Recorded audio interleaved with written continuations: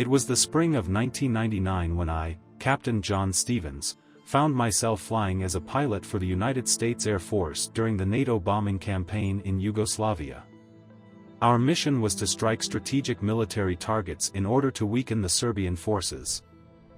Little did I know that what awaited me in the skies above Yugoslavia would haunt me for the rest of my life. We were flying our B-2 Spirit stealth bombers, gliding through the night like ghosts. The tension in the cockpit was palpable as we dropped our payloads on designated targets. It was a high-stakes game, with anti-aircraft missiles filling the skies, but we were trained for this. We believed we were fighting for a just cause, a necessary evil to bring peace to the region. One fateful night, while on a routine bombing mission, we received a distress signal from a fellow pilot. His voice trembled as he described an unidentified aircraft that had appeared out of nowhere and was tailing him relentlessly. The radar showed nothing, but his panic was real. We tried to reassure him, but his transmission abruptly cut off, leaving us all in a state of shock. Moments later, a sudden turbulence shook our plane, followed by a blinding flash of light. The instruments went haywire, and our radio communication was disrupted. As we struggled to regain control, I caught a glimpse of an ominous figure standing on the wing of our aircraft. It was a man, dressed in an old World War II pilot uniform, his face obscured by a tattered scarf. The figure vanished as quickly as it appeared, but the eerie presence lingered. Our radio communication returned, but it was distorted, filled with static and strange whispers.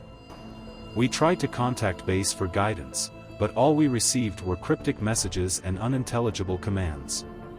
Night after night, the phantom bomber haunted us. It would materialize in the distance. An ancient fighter plane navigating the skies effortlessly, always following us. Our once cohesive crew grew paranoid and sleep-deprived, plagued by nightmares and hallucinations. We began to doubt our sanity and questioned if this was a punishment for the destruction we caused.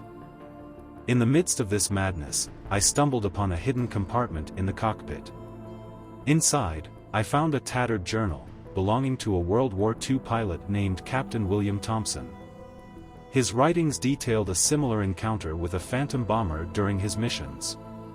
The more I read, the more I realized that this was not just a coincidence. Days turned into weeks, and the phantom bomber continued to haunt us. We discovered that every pilot involved in the bombing campaign had experienced the same haunting, no matter their nationality. The mystery deepened as we uncovered a dark secret. The United States, NATO, and Yugoslavia were not the first to witness this apparition. The phantom bomber had been appearing throughout history, during times of war and great turmoil. It had haunted pilots in World War II, the Vietnam War, and countless other conflicts. It seemed to be an entity tied to the chaos and destruction caused by humans. But why? What was its purpose? As we delved further into the journal and conducted extensive research, we discovered a shocking truth. The phantom bomber was not a haunting at all. It was a guardian, a supernatural force tasked with protecting innocent lives from the horrors of war.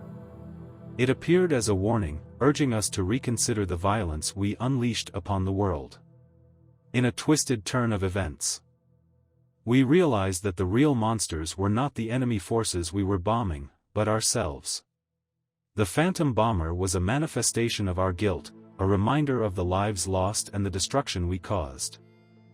It sought to break the cycle of violence by haunting those responsible for perpetuating it. In the end, our crew decided to abandon our mission. We couldn't bear the weight of the phantom bomber's presence any longer.